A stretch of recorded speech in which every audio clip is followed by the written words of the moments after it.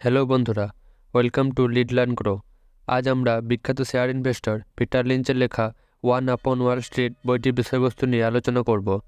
এই বইটি 3টি ভাগে বিভক্ত। এই ভিডিওতে আমরা শুধুমাত্র পার্ট 1 নিয়ে আলোচনা করব। Part 1, preparing to invest. Stock মার্কেটে ইনভেস্ট করার আগে আপনার মার্কেটের সম্বন্ধে কিছু বেসিক সিদ্ধান্ত নিয়ে রাখা দরকার। আপনি কোনো দেশের অর্থনীতিতে কতটা ভরসা করেন, ইনভেস্টমেন্ট থেকে কতটা রিটার্ন চান, আপনি একজন লং টার্ম না শর্ট টার্ম ইনভেস্টর। যখন মার্কেট হঠাৎই নিচে চলে যাবে, তার উপর আপনার প্রতিক্রিয়া কী হবে? যদি আপনি এগুলির বিষয়ে আগে থেকেই চিন্তাভাবনা না করেন, তাহলে হয়তো আপনি মার্কেটের শিকার হতে পারেন এবং নিজের বিফলতার কারণ মার্কেটকেই দেবেন। স্টক মার্কেট বা কোনো কোম্পানি কোনো বিনিয়োগীর ভাগ্য নির্ধারণ করে না, এটা পুরোপুরি বিনিয়োগের ওপর নির্ভর করে। Chapter 1, making of A stock পিকার। Stock বেছে নেওয়ার কোনো নির্দিষ্ট ফর্মুলা নেই, এটি একটি আর্ট। অনেকে নিজেদের লসের দোষ এই বলে দেয় যে যারা মার্কেটে টাকা বানায় তারা নিশ্চয়ই গোপন কিছু জানে অথবা তারা ভাগ্যবান, কিন্তু এটা সত্য নয়। পিটার লিঞ্চের পরিবারে কেউই স্টক মার্কেটকে পছন্দ করতো না, কারণ তারা 1929 সালের গ্রেট ডিপ্রেশনের সম্মুখীন হয়েছিল। কিন্তু যখন পিটার বুল মার্কেটের সম্বন্ধে জানতো, সে সর্বদাই ভাবতো, সত্যি কি স্টক মার্কেট থেকে টাকা বানানো যায় না? লেখক যখন 10 বছরে ছিল তখন তার বাবা ব্রেন ক্যান্সারের কারণে মারা যান, তাই তার মাকে কাজ করতে হয়। লেখক সাহায্যের জন্য 11 বছর বয়সে একজন গল্ফ ক্যাডির কাজ শুরু করেন, যেখানে বড় বড় কর্পোরেট সিইওরা তার ক্লায়েন্ট ছিল। এটা কিছুটা ধনীদের ক্লাবের মতোই ছিল, যেখানে তিনি তাদের ব্যবসা ইনভেস্টমেন্ট সম্পর্কে জানতে পারতেন। তিনি শুনতেন তাদের অনেকে স্টক মার্কেটে ইনভেস্টের মাধ্যমে প্রচুর ধন লাভ করেছেন, তাই তিনি ইনভেস্ট করার সিদ্ধান্ত নেন। হাই স্কুল থেকে কলেজ পর্যন্ত তিনি ক্যাডির কাজ বজায় রাখেন। তখন তার বেতন $85 থেকে বেড়ে গিয়ে $150 হয়ে যায়। আর যেহেতু তিনি তার নিজের বাড়িতেই থাকতেন, তাই তার অন্য খরচও কম ছিল। 1963 সালে তিনি তার প্রথম স্টক ফ্লাইং টাইগার এয়ারলাইন্স কেনেন $7 প্রতি শেয়ারের বিনিময়ে, যেটা 2 বছরের মধ্যে $32.5 হয়ে যায়। এভাবেই শুরু হয় তার স্টক ইনভেস্টিংয়ের জার্নি। পরবর্তীকালে তিনি ফেডারেলিটি মেগালিন ফান্ডে যোগদান করেন এবং অন্যদের তুলনায় বেশি রিটার্ন উৎপন্ন করেন। স্টক ইনভেস্টিংয়ের একটা সাধারণ নিয়ম হলো, যে কোনো কোম্পানিতে বিনিয়োগ করার আগে তা বিশ্লেষণ করা দরকার। কোম্পানি ভবিষ্যতে তার আয় বাড়ানোর জন্য কী করছে তা দেখতে হবে। স্টক মার্কেটে অন্যান্যদের লসের কারণ হলো, যখন বাজার ভালো প্রদর্শন করে তখন তারা বিনিয়োগ করে এবং যখন বাজার নিচে থাকে তখন তারা বিক্রি করে। Chapter 2, Wall Street oxymorons. এই চ্যাপ্টারে পিটার লিঞ্চ একজন মিউচুয়াল ফান্ড চালানো প্রফেশনাল ইনভেস্টরের সাথে ইন্ডিভিজুয়াল ইনভেস্টরের পার্থক্য করেছেন। একজন প্রফেশনাল ইনভেস্টর, যার দক্ষতা হয়তো অনেক বেশি, কিন্তু তবুও বেশ কিছু নিয়মের কারণে আমরা তাদের থেকে বেশি রিটার্ন আনতে পারি।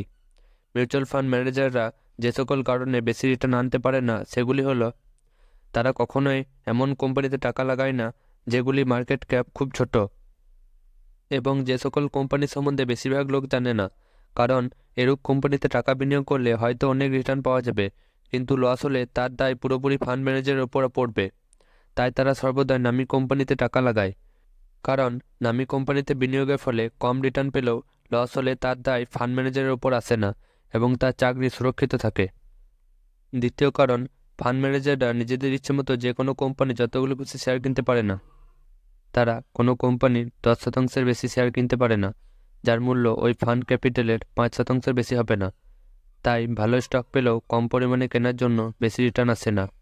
এই দুটি কারণেই একজন ইন্ডিভিজুয়াল ইনভেস্টরকে প্রফেশনাল ইনভেস্টর থেকে এগিয়ে রাখে।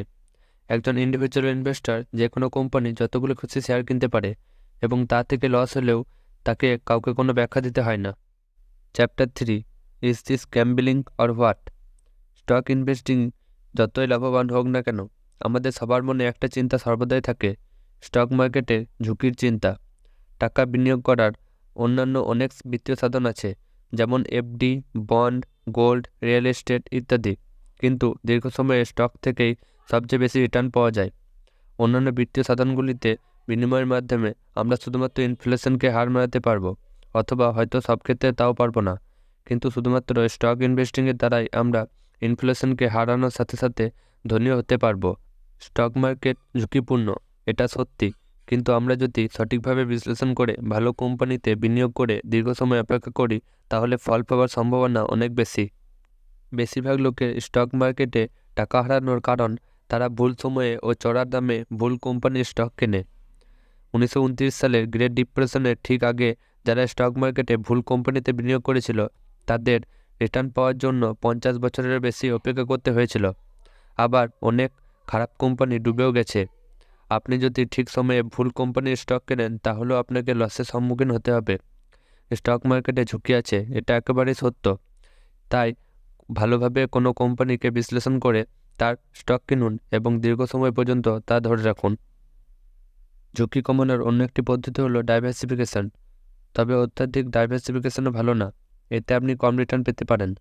বিখ্যাত ইনভেস্টরদের অনুযায়ী কোনো ব্যক্তির পোর্টফোলিওতে 5 থেকে 20টি স্টক থাকা ভালো। আপনার ইনভেস্টমেন্ট ক্যাপিটাল যত বড় তত বেশি স্টক কিনুন, আর ছোট হলে কম স্টক কিনুন।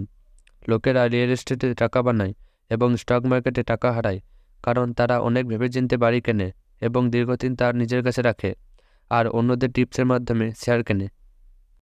Chapter 4, passing the mirror test. Stock মার্কেটে বিনিয়োগের আগে আমাদের এই 3টি প্রশ্নের উত্তর জানা দরকার। আমার নিজস্ব বাড়ি আছে, কিছু সময়ের ভেতরে আমার এই টাকার প্রয়োজন আছে, স্টক মার্কেটে সফলতার জন্য আমার নিজস্ব কিছু গুণ আছে। স্টক ইনভেস্টিংয়ের আগে আমাদের অবশ্যই নিজের বাড়ি কেনা দরকার। এর ফলে মার্কেট ক্র্যাশের সময় বাসস্থানের জন্য কোনো চিন্তা থাকবে না। আমাদের সেই টাকায় স্টক মার্কেটে বিনিয়োগ করা উচিত যে টাকার প্রয়োজন আমাদের আগামী কিছু বছরে পড়বে না, বা যে টাকার ক্ষতি আমাদের দৈনন্দিন জীবনে তেমন কোনো প্রভাব ফেলবে না।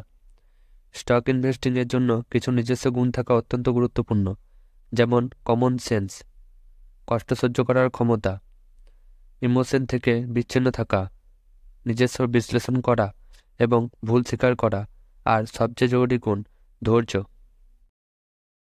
Chapter 5, is this a good market? Please don't ask.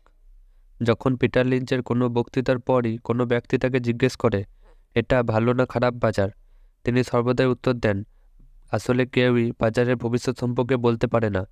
তবুও আমরা একটা পদ্ধতি অনুসরণ করতে পারি। যখন আশেপাশে সব লোকই স্টক মার্কেট সম্বন্ধে কথা বলে, স্টক টিপ দেয়, তখন বাজার তার চরম সীমায় থাকে।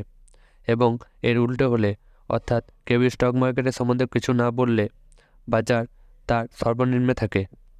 সবশেষে আপনি যদি দীর্ঘ সময় পর্যন্ত বিনিয়োগী হয়ে থাকতে পারেন তাহলে বাজার কোথায় আছে তাতে তেমন কিছু যায় আসে না। ভালো কোম্পানির স্টক কিনতে থাকুন, তা সে ভালো বাজারই হোক আর খারাপই হোক।